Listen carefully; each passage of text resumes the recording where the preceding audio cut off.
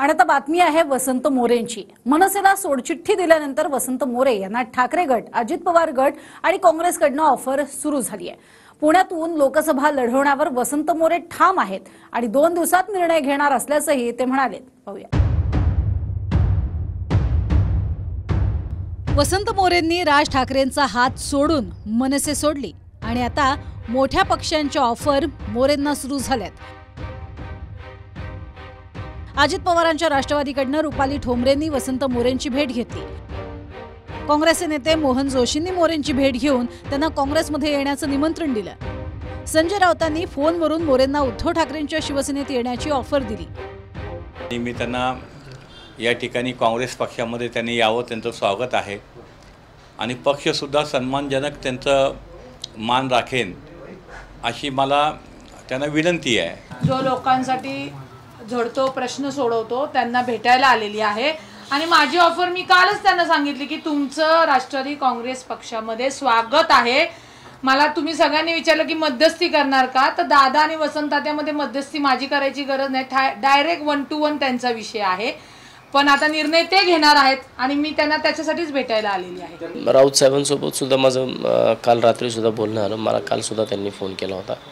मी त्यांच्यासोबत सुद्धा हेच सांगितलं की मला 1-2 दिवस द्या, 1-2 दिवसानंतर मला जी काही माझी भूमिका घ्यायची असेल मी 2 दिवसामध्ये माझी भूमिका स्पष्ट करेल। लोकसभा निवडणूक लढवायचीच असा निर्धार वसंत मोरेंनी केलाय। पुण्यातील लोकसभेची स्थिती पाहिली तर महायुतीत ही जागा भाजपकडेच आहे।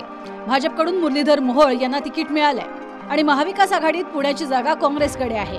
काँग्रेसकडून रवींद्र धंगेकरांचं नाव आघाडीवर आहे, तसंच अरविंद शिंदेंचंही नाव चर्चेत आहे। आता मोहन जोशींनी वसंत मोरेंना भेटून काँग्रेसची ऑफर दिली, त्यामुळे उमेदवारीच्या चर्चेत तिसरं नाव मोरेंचंही सुरू झालंय। पण आपण कोणत्या पक्षात जाणार हे 2 दिवसात कळवणार असल्याचं मोरेंनी सांगितलंय। त्याचवेळी कोणत्याच पक्षाकडनं उमेदवार घोषित झालेला नाही हेही मोरे आवर्जून सांगतात। म्हणजेच लोकसभेच्या तिकिटासाठी प्रयत्न करणार हेच मोरे सुचवू पाहतायत। मला नाही वाटत की काही जाहीर वगैरे झाले। तसं काय ऑप्शन असेल पुढे तर येईल, नाही तर ते मधलं चिन्ह असेल माझं हातोडा। मला वाटलं तर मी हातोडा चिन्ह घेऊन लढेल ना पुण्यात। मला काय करायचं काय नाही, कुठं हातोडा फिरवायचं ते फिरवेल। आजपर्यंत वसंत मोरेचा हातोडा हा सर्वसामान्यांच्या भल्यासाठी चाललेला आहे। दर रविवारी चालतो, दर रविवारी हातोडा निर्णय देतो। नाही मला वाटतं की कदाचित चालला तर उद्या पण चालणार आहे आणि तो एका ठिकाणी चांगल्या ठिकाणी चालणार आहे। असं गेल्या 2-3 दिवसापासून लाईव्ह तो राहतोय आणि कदाचित उद्या माझा हातोडा चालेल।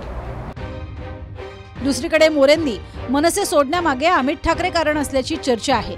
काही दिवसांआधीच अमित ठाकरे पुण्यात आले होते, त्यावेळी एका फेसबुक पोस्टवरून अमित ठाकरेंनी सुनावल्याचं मोरेंनीही ऑन कॅमेरा सांगितलं। झापलं वगैरे असं काय नाही, पण त्यांचा फोन आला होता। मला आजपर्यंत राजसाहेब कधी बोलले नाहीत, परंतु साहेब बोलले होते मला की बघा तुम्ही सोशल मीडियावरती खूप ॲक्टिव्ह असता, तुम्ही थोडं सोशल मीडियावरती पोस्ट टाकताना कशाला टाकता, का टाकता, तुम्हाला सांगतो बघा, नाही तर तुमचं नशीब तुमच्यासमोर।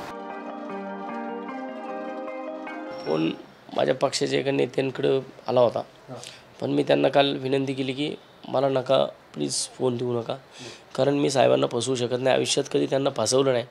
आणि आता जर मी माघारी फिरणारच नाही आहे तर मला कृपया माझे हात जोडून तुम्हाला विनंती राहील की मला नका तुम्ही आग्रह करू, मला साहेबांसोबत नका बोलायला हो, मला नाही बोलायचं, मला जमणार नाही बोलणं, मला जड होईल ते। कारण परवा दिवशी पाहिलं तुम्ही तर मी सांगितलं सगळ्यांना, जाहीर सांगितलं की मला खालच्याला माझी परवा दिवशी शुगरसुद्धा प्रचंड वाढलेली होती। घरच्या लोकांनी शेवटी मला या सगळ्या गोष्टी कशा पद्धतीने बोलल्यात ते माझं मला माहिती आहे। त्यामुळं माझं जर काय बरं वाईट झालं ना तर मग काय, मग कुणासाठी करायचं एवढं सगळं। मनसेत आता पुन्हा जाणार नाही हे पुन्हा एकदा वसंत मोरेंनी स्पष्ट केलंय। आता मोरे कोणत्या पक्षात जाणार हे 2 ते 3 दिवसात स्पष्ट होईल। योगेश बोरसे, TV9 मराठी, पुणे।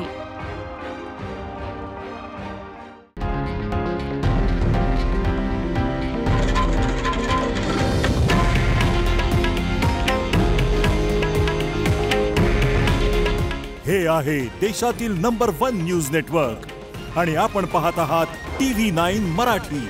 काळजी तुमची, हित महाराष्ट्राचं.